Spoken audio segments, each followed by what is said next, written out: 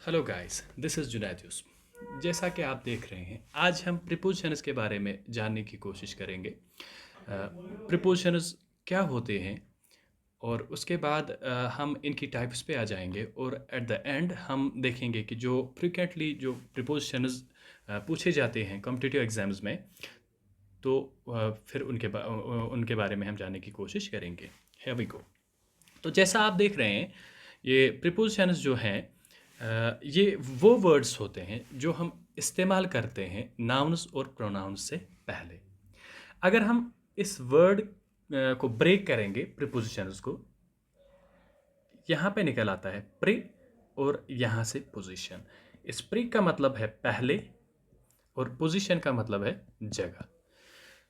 तो ये खुद ही अपनी डेफिनेशन बता रहा है कि पहले मेरी जगह। तो इसका मतलब कि ये प्रीपोजिशन जो है हमेशा इस्तेमाल होगा नाउन और प्रोनाउन से पहले। क्यों इस्तेमाल होता है नाउन और प्रोनाउन से पहले? तो क्यों हम इस्तेमाल करते हैं? ताकि ये जो नाउन और प्रोनाउन है, ये जो हमारा नाउन या प्रोनाउन है, इसकी क्या रिलेशनशिप है, क्या रिलेशनशिप है सेंटेंस के दूसरे वर्ड्स के साथ, तो वो हमें दिखा रहा है कौन? प्रीपोजिशंस। तो ये रिलेशनशिप का मतलब क्या यहाँ पे रहता है, ये रिलेशनशिप होती क्या चीज़ है? अगर मैं आपको यहाँ पे एक एग्जांपल मैंने लिखी हुई है, the book is on the table. तो यहाँ पे जो टेबल है ये नाउन है, ऑन जो है ये हमारा प्रीपोजिशन है। तो हमने इस प्रीपोजिशन ऑन को इस्तेमाल किया है इस नाउन से पहले। तो ये टेबल है नाउन, तो यहां से इससे पहले हमें प्रीपोजिशन इस्तेमाल करना है ऑन। ठीक है। तो अगर ये रिलेशनशिप हम जानने की कोशिश करेंगे, हम देख रहे हैं यहाँ पे, अगर हम एक टेबल को ले लें और उसके ऊपर एक बुक को रख दें, तो फिर हम बोलेंगे the book is on the table. तो जो ये टेबल है ये एक तरह का स्पेस है, और जो ये बुक है ये हमारा दूसरा वर्ड है जो सेंटेंस में इस्तेमाल हुआ है। तो इस बुक का इस टेबल के साथ कौन सा रिश्ता है, ये हमें यहाँ पे कौन दर्शाता है? ये ऑन प्रीपोजिशन। तो इसका मतलब ये हुआ कि प्रीपोजिशन जो है ये रिलेशनशिप हमें बताता है टाइम और स्पेस के बारे में। हाँ, कभी कभार और चीज़ों के बारे में भी बोल लेता है, जैसा कि डायरेक्शन के बारे में। ठीक है। लेकिन फिलहाल हम बेसिक यहाँ पे ये जानने की कोशिश करेंगे टाइम और स्पेस के दरमियान कैसा रिलेशनशिप।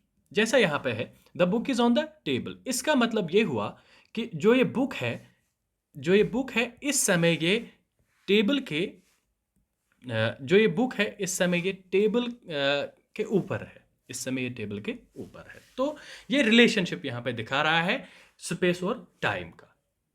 उसके बाद एक चीज़ यहाँ पे नोट करनी ज़रूरी है कि जो ये प्रीपोजिशन होता है ये ऑलवेज फॉलो होता है नाउन या प्रोनाउन से। तो वही चीज़ हुई कि जो हमने ऊपर बोला कि ये इस्तेमाल होता है नाउन और प्रोनाउन से पहले। तो ये तो जाहिर सी बात है कि नाउन और प्रोनाउन तो इसको फिर फॉलो ही करता होगा, लेकिन वर्ब इसको फॉलो कभी नहीं करेगा। ठीक है।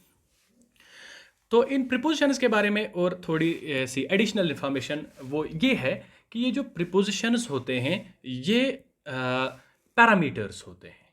पैरामीटर्स का मतलब क्या है?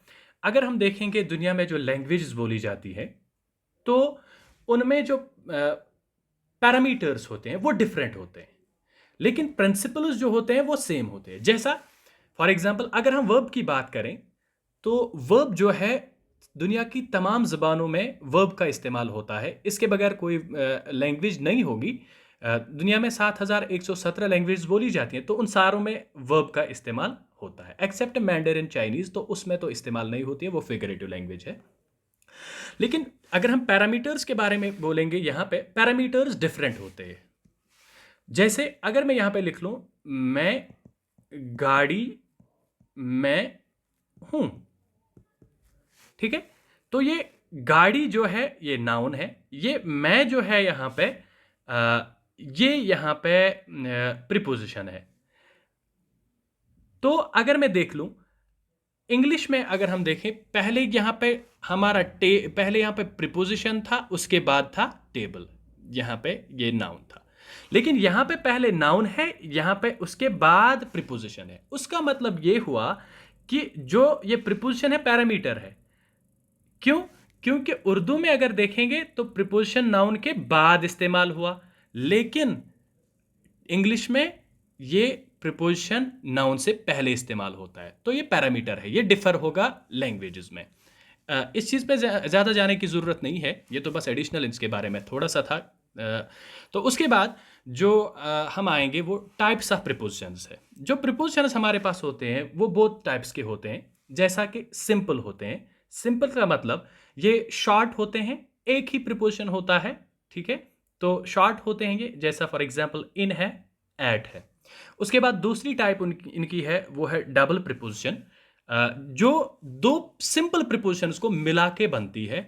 जैसे कि हम देखेंगे इन प्लस टू तो निकल आता है इन टू। और उसके बाद तीसरी जो टाइप है इसकी वो है कंपाउंड प्रीपोजिशंस, जो 3 या 2 वर्ड्स की होती है, लेकिन फंक्शन करेगी as a single preposition, function करेगी एज ए सिंगल प्रीपोजिशन। हाँ, यहां पे डबल प्रीपोजिशन भी 2 प्रीपोजिशंस का था, लेकिन कंपाउंड प्रीपोजिशन जो है ये जरूरी नहीं है कि इसमें दोनों या तीनों जो वर्ड्स होंगे वो प्रीपोजिशन ही होंगे। इसमें एक वर्ड अलग भी हो सकता है, लेकिन इसके साथ प्रीपोजिशन होगा। जैसा कि यहाँ पे हम अकॉर्डिंग टू है, यहाँ पे एग्जाम्पल दिया हुआ है, तो ये कंपाउंड प्रीपोजिशन है। तो अकॉर्डिंग अलग से है, टू अलग से है, लेकिन ये टुगेदर फंक्शन करेगा एज अ प्रीपोजिशन, तो कंपाउंड प्रीपोजिशन है। इसी तरह 3 वर्ड्स का कंपाउंड प्रीपोजिशन है, जैसे इन एडिशन टू यहाँ पे दिया हुआ है। उसके बाद पार्टिसिपल है और एक टाइप है प्रीपोजिशंस की, जो आईएनजी या ईएन या ईडी जो वर्ब्स इससे एंड होते हैं, इस सुफिक्स से आईएनजी, ईएन और ईडी से एंड होते हैं, तो फिर उसके बाद वो एक्ट करते हैं एज प्रीपोजिशन भी। जैसा फॉर एग्जांपल गिवन है हमारा, प्रोवाइडेड है, तो उनको हम बोलेंगे पार्टिसिपल प्रीपोजिशंस। और उसके बाद जो लास्ट टाइप है वो है फ्रेज प्रीपोजिशंस और प्रीपोजिशनल फ्रेज। तो ये क्या होती है? सिंपली प्रीपोजिशन प्लस नाउन और प्रोनाउन होता है। जैसा ये यहाँ पे मैंने एग्जांपल में लिखा है with a gun in hand, with a gun in hand. तो यहाँ पे विद जो है वो प्रीपोजिशन है, उसके बाद गन जो है यहाँ पे ये नाउन है। तो ये टुगेदर जो यहाँ से यहाँ बनता है, तो ये बनता है हमारी प्रीपोजिशनल फ्रेज। तो ये और एक टाइप है इसका। तो एग्जाम पॉइंट ऑफ व्यू से आपको क्या पूछा जाएगा, हम उसके बारे में जानने की कोशिश करेंगे। ये तो था प्रीपोजिशंस के बारे में, इसकी डेफिनेशन एटसेट्रा एटसेट्रा, तो इसकी टाइप्स। तो एग्जाम पॉइंट ऑफ व्यू से हम बात करने की कोशिश करेंगे। वहाँ पे आपको ऐसे नहीं पूछा जाएगा कि डिफाइन कीजिए सिंपल, डबल या कंपाउंड या पार्टिसिपल या फ्रेज प्रीपोजिशंस, बस जानने की चीज़ें हैं। लेकिन जो वहाँ पे पूछा जाएगा, वहाँ पे एक प्रीपोजिशंस की एक क्लास पूछी जाती है, तो उनके बारे में जानने की कोशिश करेंगे। जैसा कि मैंने यहाँ पे आपके लिए कुछ दिए हुए हैं। तो सबसे पहले उनमें ऑफ और ऑफ, हमारे सामने तो दोनों शायद एक ही होंगे आज तक, लेकिन दोनों में डिफरेंस है। जैसा ओ एफ ऑफ, ये हमें दिखाता है पोसेशन। पोसेशन का मतलब है which thing belongs to home, तो कौन सी चीज किसके साथ बिलोंग करती है, उसको बोलते हैं हम पोसेशन। तो ये ओ एफ ऑफ जो है ये हमें दिखाएगा पोसेशन। तो जहां पे भी अब आप सेंटेंस देखोगे जहां पे पोसेशन दिखानी हो, तो आप प्रीपोजिशन का ऑफ का इस्तेमाल करेंगे। जैसे एग्जाम्पल मैंने दी है, the leg of the table is broken. तो यहां पे लेग जो है वो पोसेस होती है इस टेबल के साथ। It means that this leg is possessed by this table. तो पोसेशन है, इसलिए यहां पे जो प्रीपोजिशन आएगी वो आएगी ओ एफ ऑफ। तो एग्जाम्स में ऐसे ही जब कहीं पे भी पोसेशन दिखानी हो आप, तो वहां पे इस्तेमाल होगी कौन सी प्रीपोजिशन? O F of. उसके बाद ओ डबल एफ ऑफ जो है ये दिखाता है सेपरेशन। तो सेपरेशन का मतलब क्या है? जब कोई चीज किसी सरफेस से सेपरेट होकर दूसरी सरफेस पे जाएगी, तो वहां पे O double F off preposition का इस्तेमाल होगा। फॉर एग्जाम्पल अगर हम देखें कोई शख्स रूफ पे है तो वो वहां से गिरा, तो हम बोलेंगे ही फेल ऑफ द रूफ। तो यहाँ पे वो जो रूफ है उससे सेपरेट होके, अगर मान लो ये एक रूफ है, तो यहाँ से कोई आदमी गिरता है तो इस रूफ से, इस सरफेस से सेपरेट होके यहाँ पे आ जाएगा, तो ये सेपरेशन दिखाएगा। तो यहाँ ये सेपरेशन दिखाने के लिए हम इस्तेमाल कौन सा प्रिपोजिशन करते हैं? O double F R. इसी तरह उसके बाद और एक प्रिपोजिशन जो एग्जाम्स में पूछी जाती है वो है इन। इन प्रिपोजिशन, तो ये इन प्रिपोजिशन जो है ये बड़ी प्लेसेस के साथ इस्तेमाल किया जाता है। जैसा कि अगर हम कहें फॉर एग्जांपल, मैं ऐसे कह सकता हूं आई लिव इन इंडिया, मैं इंडिया में रहता हूं, तो ऐसा हम लिख सकते हैं। और अगर किसी चीज ने 3 डायमेंशंस ऑक्यूपाई किए हो, लेंथ, ब्रेड्थ और हाइट, जैसा आप देख रहे हैं मैंने यहाँ पे एक क्यूबॉइड बनाया हुआ है, एक बॉक्स बनाया हुआ है, और फिर एक रैट को इसमें प्लेस किया है। तो ये जो क्यूबॉइड है इसकी लेंथ है, इसकी ब्रेड्थ है, इसकी हाइट है। तो जब किसी चीज ने ये तीनों डायमेंशंस ऑक्यूपाई किए होंगे तो उस वक्त जो प्रिपोजिशन आएगा वो होगा इन। जैसे कि यहाँ पे rat is dash the books, तो क्या आएगा यहाँ पे गाइस? तो यहाँ पे आएगा इन द बॉक्स। क्यों? बिकॉज जो रैट है इसने 3 डायमेंशंस ऑक्यूपाई किए हैं, एक है लेंथ, एक है ब्रेड्थ और एक है हाइट। तो जब कोई चीज 3 डायमेंशंस ऑक्यूपाई करेंगी तो उस समय जो प्रिपोजिशन इस्तेमाल होता है वो होता है इन।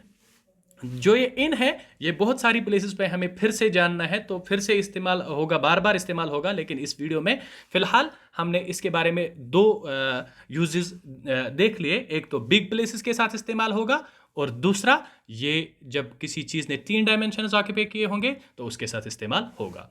और उसके बाद ये जो इन है ये टाइम के साथ भी इस्तेमाल होता है। जैसे I will come in 3 hours, लेकिन यहां पे एक चीज नोट करनी है कि ये 3 आवर्स जो है ये पीरियड ऑफ टाइम है। तो पीरियड ऑफ टाइम क्या है? जब भी आप देखेंगे कोई न्यूमरल आता है जैसे ये 1 2 3, तो वो पीरियड ऑफ टाइम होगा। तो एक्सेप्ट ओ क्लॉक, तो ओ क्लॉक अगर कहीं पे लिखा होगा तो वहां पे तो पॉइंट ऑफ टाइम होगा, तो वहां पे नहीं इस्तेमाल होगा। लेकिन यहां जहां पे आपको न्यूमरल दिया हो, ऐसे 1 2 3 4, 3 आवर्स, 4 मंथ्स, 1 ईयर, तो वहां पे ये पीरियड ऑफ टाइम बनता है, तो इसके साथ प्रिपोजिशन इन का इस्तेमाल होता है। उसके बाद हमारे पास और एक प्रिपोजिशन है एट। तो एट को कहां पे इस्तेमाल करेंगे? तो जो एट प्रिपोजिशन है ये स्मॉल प्लेस के साथ इस्तेमाल होता है। जैसा कि आप देख रहे हैं स्मॉल प्लेस के साथ, अगर बिग प्लेस हो तो फिर इन, अगर स्मॉल प्लेस हो तो फिर एट। जैसे आई लिव एट, हाँ मैंने यहाँ पे एट लिख लिया है, तो अगर मैं किसी छोटे से गांव का यहाँ पे नाम लिख लूँ, फॉर एग्जांपल अगर हम लिखेंगे यहाँ पे किसी गांव का नाम लिखेंगे, आईपिंग एक गांव है, तो मैं लिखूंगा I live at आईपिंग village. I live at, तो यहां पे विलेज के साथ एट का इस्तेमाल होगा। क्यों इस्तेमाल होगा एट का? बिकॉज जो ये विलेज है ये छोटी जगह है, इसीलिए इसके साथ एट इस्तेमाल होगा। तो जब बड़ी प्लेस हो, बड़ी जगह हो, तो उसके साथ इन, जब छोटी जगह हो तो उसके साथ एट। उसके बाद उसके बाद जो ये एट ये इस्तेमाल होता है प्राइस दिखाने के लिए भी। जैसा आप देख रहे हैं यहाँ पे, अगर मैं बोल लूँ milk sells dash 40 rupees a KG, तो यहाँ पे कौन सी प्रिपोजिशन इस्तेमाल होगी? अब एट होगी। क्यों? क्योंकि ये एट जो है ये प्राइस दिखाने के लिए भी इस्तेमाल होती है। तो एट के बारे में है, स्मॉल प्लेस के साथ इस्तेमाल होता है, और उसके बाद ये प्राइस दिखाने के लिए भी इस्तेमाल होता है। और तीसरी चीज़ जो यहाँ पे है, ये एट जो इस्तेमाल होती है ये टाइम दिखाने के लिए भी इस्तेमाल होती है। लेकिन कौन सा टाइम? सॉरी यहाँ पे एम हुआ है इसका, तो ये जब आपका पॉइंट ऑफ टाइम हो, पॉइंट ऑफ टाइम, तो वो दिखाने के लिए या सॉरी अगर पीरियड ऑफ टाइम भी हो तो दोनों जगह इस्तेमाल हम कर सकते हैं। टाइम दिखाने के लिए किसको? एट को भी ऐसे इस्तेमाल कर सकते हैं। उसके बाद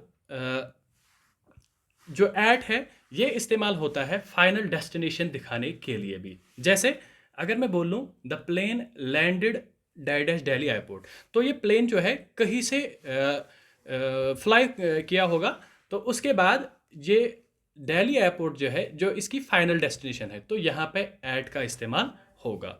तो जहाँ पे आपको एग्जामिनर इस फाइनल डेस्टिनेशन के बारे में पूछेगा तो एट आएगा, टाइम के बारे में पूछेगा तो एट आएगा, या स्मॉल प्लेस होगी तो एट आएगा।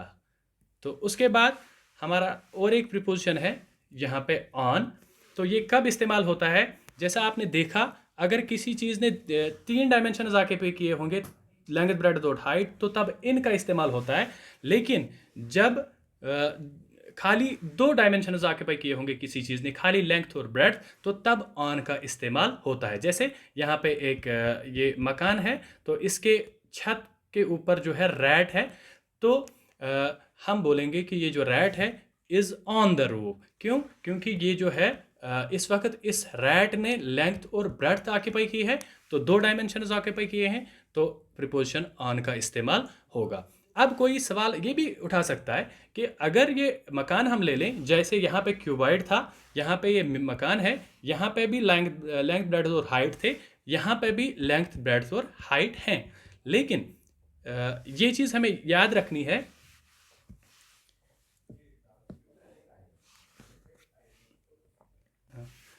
ये चीज़ हमें याद रखनी है, जो ये चीज़ होती है, जैसे यहाँ पे क्यूबाइड है, यहाँ पे ये मकान है, तो हमें इनके डायमेंशंस के साथ कुछ नहीं करना है।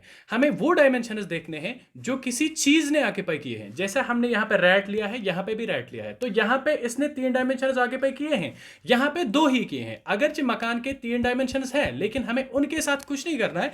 हमें उन डायमेंशंस का देखना है जो किसी चीज़ ने ऑक्यूपाई किए हैं। तो यहाँ पे अगर देखेंगे लेंथ और ब्रेड्थ को ऑक्यूपाई किया है, तो इसीलिए यहाँ पे प्रीपोजिशन आएगा rat is on the roof आएगा यहाँ पे। उसके बाद जो दूसरा जो यूजेज है इसकी ऑन की, वो है ये दिखाता है हमें एक्चुअल पॉइंट ऑफ कांटेक्ट। तो वो एक्चुअल पॉइंट ऑफ कांटेक्ट क्या होता है? जैसे आप देख रहे होंगे ये जो रैट है यहाँ पे, अगर हम यहाँ पे देखेंगे रैट और ये जो सरफेस है रूफ है, तो ये किसी न किसी जगह ये रैट इस रूफ के साथ टच कर रहा होगा, तो वो टचिंग जो है वो एक्चुअल पॉइंट ऑफ कांटेक्ट रहेगा हमारे पास। जो ये रेड से आपको दिख रहा है यहाँ पे, तो ये एक्चुअल पॉइंट ऑफ कांटेक्ट जब दिखाना हो तो उस समय हम इस्तेमाल करते हैं किस प्रीपोजिशन को? ऑन प्रीपोजिशन को। तो ये कुछ प्रीपोजिशंस थी एग्जाम पॉइंट ऑफ व्यू से, जो हमें एग्जाम में पूछी जाएंगी। तो कौन कौन सी प्रीपोजिशन थी? एक तो है ऑफ और उसके बाद इन, एट और ऑन। तो इन प्रीपोजिशंस के बारे में थोड़ी सी कोशिश हमने की जानने की। तो एग्जाम पॉइंट ऑफ व्यू से ऐसे ही आपको पूछा जाएगा। तो होप आप सबों ने ये अंडरस्टैंड किया होगा। तो इस वीडियो में आज के लिए इतना ही। तो नेक्स्ट वीडियो में हम इससे आगे देखेंगे जो रेस्ट ऑफ द प्रीपोजिशंस है उनका यूजेज कैसे होता है, तो उनको देखने की कोशिश करेंगे। Thank you.